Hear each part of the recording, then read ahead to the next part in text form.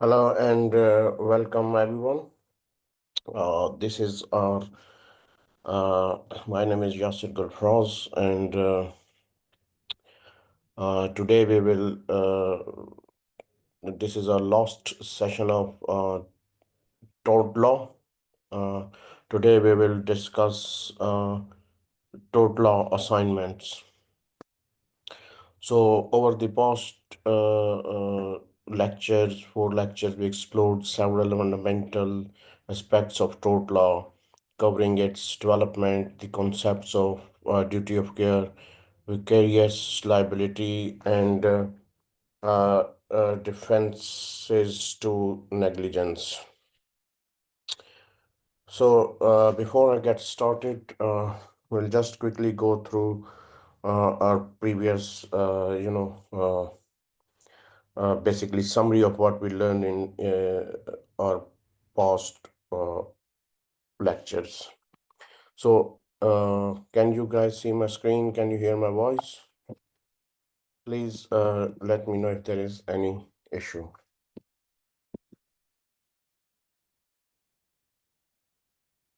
So, right, in our first lecture, we examined the origins and functions of tort law. We learned that the tort law is a branch of civil law and address wrongful acts leading to harm or loss. The duty of care was defined as a legal obligations required individuals to act reasonably to prevent harm to others. We also discussed negligence, which occurs when a person breaches the duty of care, causing harm to another. The historical development to tort law was traced back to English common law with key cases shaping modern interpretation. Understanding the law governing duty of care.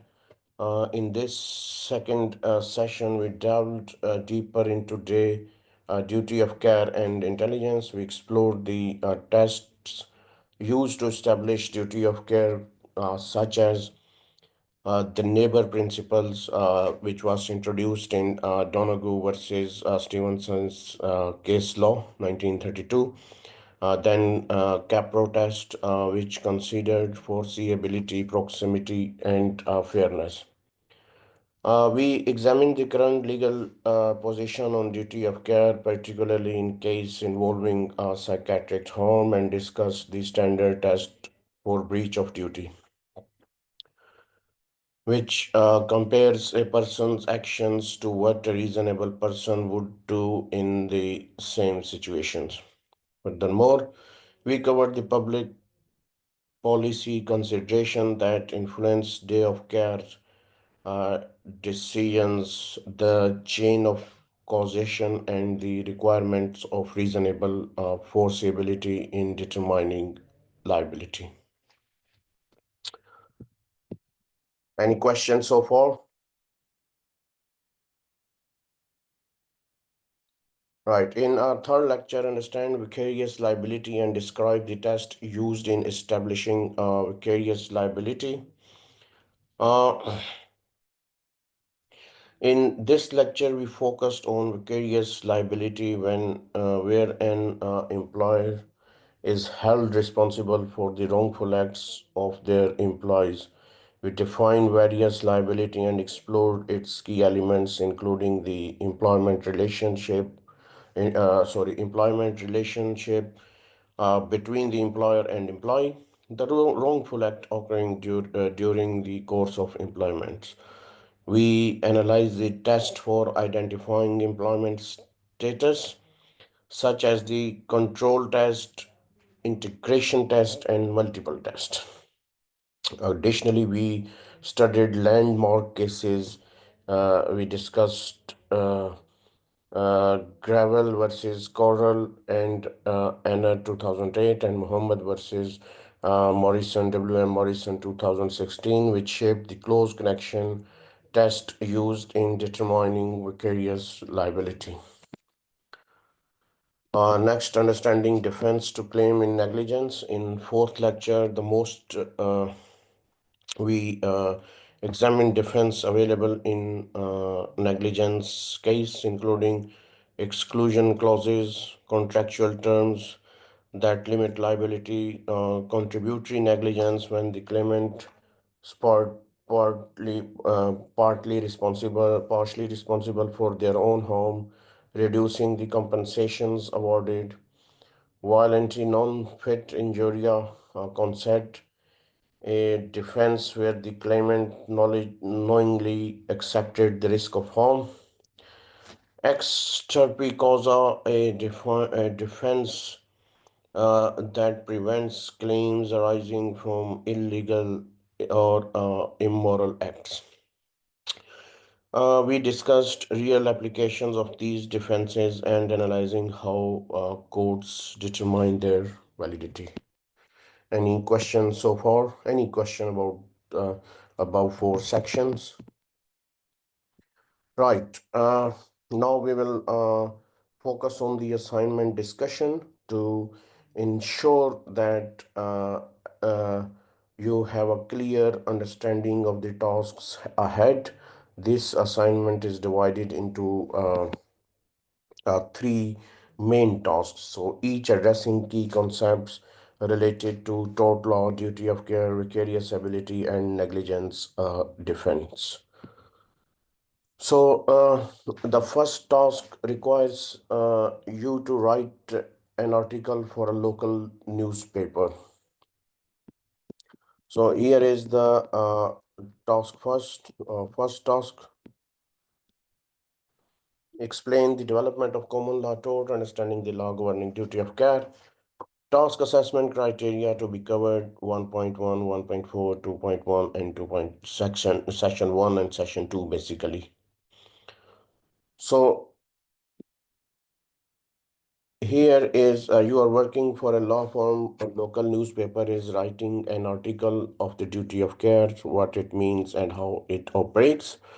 Write an article highlighting the following explanation of duty of care: how duty of care operates, when is a duty of care created, how duty of care can be breached, explain any tests that are required.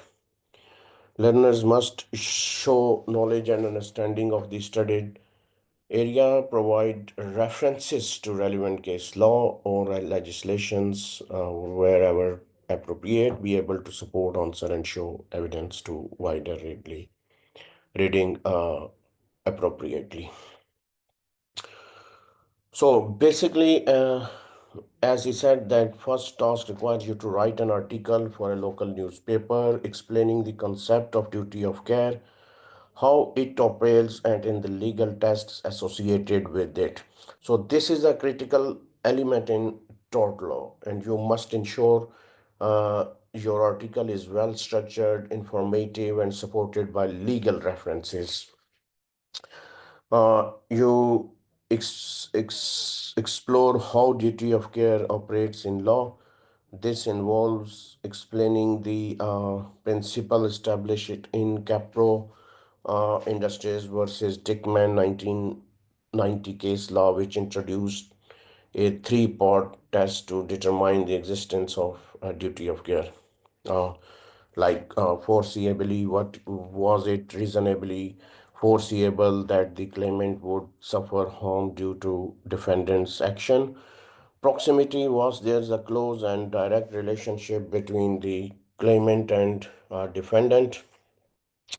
And fairness, justice, and reasonableness, is it fair, just, and reasonable to impose a duty of care in the given situations?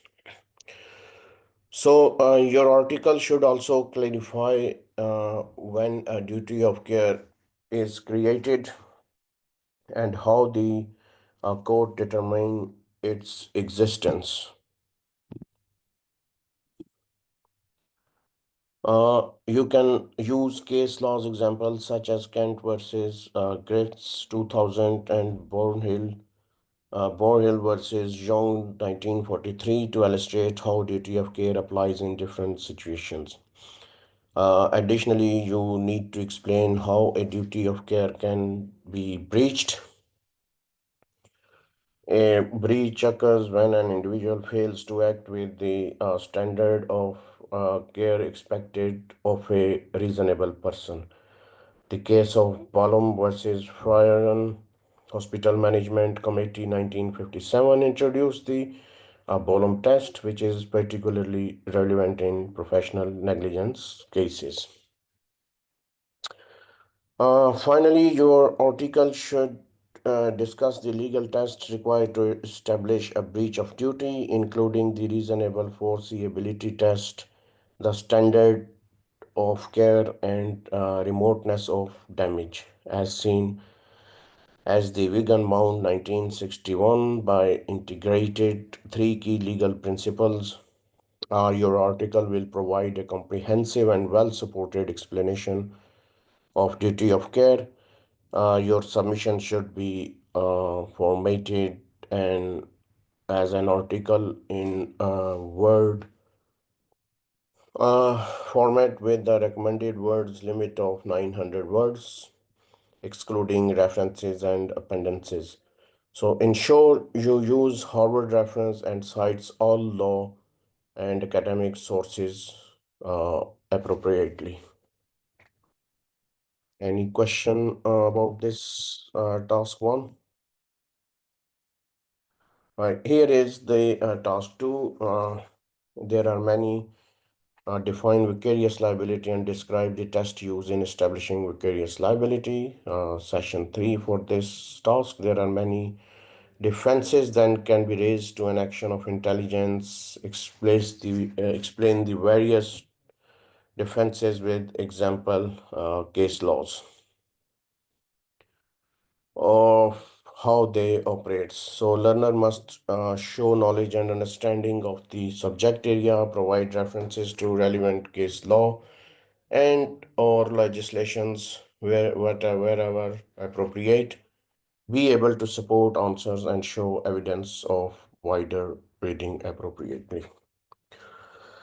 So the second task focuses on vicarious liability, an essential principle in tort law where an employer can be held responsible for wrongful acts of their employees. So your task is to explain this doctrine, describe the necessary elements to establish vicarious liability, and analyze the legal test used to determine employment status. Uh, you should begin by defining vicarious liability and explaining its importance in holding employees accountable for the actions of their employees within the scope of employment. The case of Lister versus Hasley Hall Limited 2001 is a significant example of how vicarious liability is applied in cases involving wrongful acts committed during employment. Next, you must discuss the key elements required to establish vicarious liability. Courts consider whether uh, uh, there was an employer-employees relationship. The wrongful act was committed in the court of employment. This discussion should include the close connection test, which was developed in Muhammad versus W.M. Morrison. If you remember, we discussed this in our second and third sections. Supermarket. In this case, the Supreme Court ruled that an employer could be held liable if there is a sufficient connections between the employee's duties and the wrongful acts. A crucial part of your analysis will be discussing the tests used to identify employment status, including the control test, determine whether the employer has authority over how the work is performed. Unis, UNs versus NACS 1980, Knox 1880. The integration test examines whether the worker is an integrated part of the business. Stevenson's Jordan versus Harrison Limited and McDonald versus Evans 1952. Then multiple tests assess that overall relationship considering factors such as wages, job descriptions, and independence. Ready Mix Concrete versus Ministry of Pensions 1968. By providing these case law examples and analyzes these legal principles, your document should demonstrate and advance understanding of vicarious liability, uh, references, deliveries, submission, and word count. Your submission should be in Word format with the recommended word limit of 800 words. Again, ensure you use Harvard reference to cite all legal source appropriately.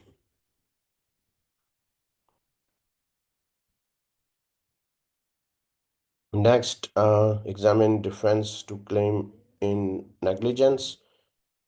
Uh, Task 3. Simran works as a driver for delivery to you, a small parcel delivery firm. She was in her van when she had a call from her friend, Lime, who had broken down. She diverted away from delivering parcel to go and pick him up. When she got to where he had broken down, she accidentally hit the back of his car, causing damage to the rear. Lime was sat in the car and was jolted forward by the crash and hurt his neck badly. Lime now wants to bring a claim against delivery to you under vicarious liability. Advise delivery to you on whether Lime would have successful claim and why. Learner must show knowledge and understanding of the subject area, provide references to relevant case laws and or legislations wherever appropriate, be able to support answers and show evidence of wider reading appropriately. So, this final task involves analyzing a real world vicarious liability claim involving a delivery driver, Simran, who was working for a parcel delivery company delivery to you. She diverted from her assigned route to help a friend, Liam, whose car had broken down. During this time, she accidentally crashed into Liam's car, causing injury to him. The key legal question is whether delivery to you can be held vicariously liable for Simran's action. So, to complete this task, you must examine the principle of vicarious liability and apply them to given scenario. First, you need to determine whether Simran was acting within the scope of employment when the accident occurred. Uh, Cases such as Hilton versus Thomas Burton, Roads Limited 1961 highlights that an employee is not liable if an employee delivers from their official duties known as for frolic of their own. You should also analyze whether Simran's deter to help Liam was incidental to her job duties or a personal act.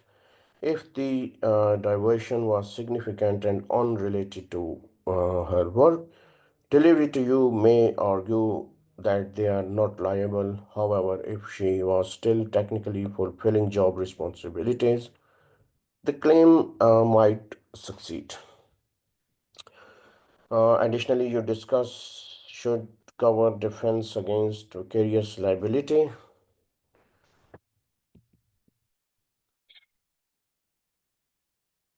Uh, your your response should be presented as a legal analysis report supporting your arguments with case laws and academic sources. The recommended word limit is 800 words, and all references must follow Harvard reference citation style. Uh, that's it.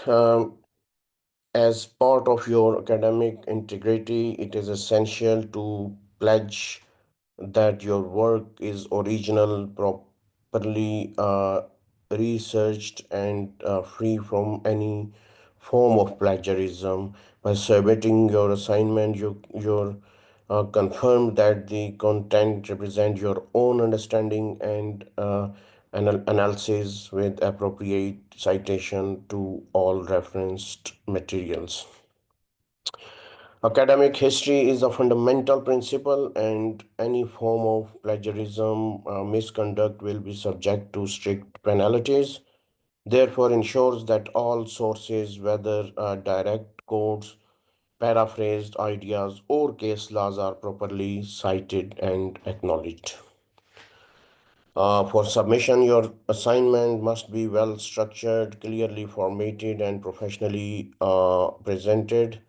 Each task should be completed into a single Word document, ensuring proper heading, subheadings, and logical progression for arguments. In terms of references, all citations must adhere to the Harvard referencing style. This includes properly formatted in text citations and a comprehensive references lists at the end of the document. When citing case law, ensures that case names are italic, uh, uh, case are highlighted or understand, and relevant legal structures are referenced accurately. Academic source such as textbook, journal article, and legal uh, commentaries should be cited appropriately to demonstrate wider reading and support your arguments effectively. By adhering to these guidelines, you will ensure that your submission meets the required academic and professional standards, demonstrating through research, critical thinking, and legal analysis.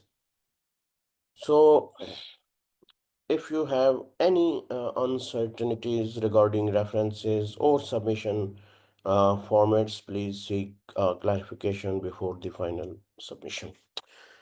Yeah, so good luck with your assignment, and I look forward to seeing you well researched and structured work. Thank you very much for joining me this morning as well. So, if you have any questions, concerns, issues, you can drop me an email at yasir@ukversity.co.uk. Thank you very much, everyone, and uh, good luck for your assignment again, and bye for now.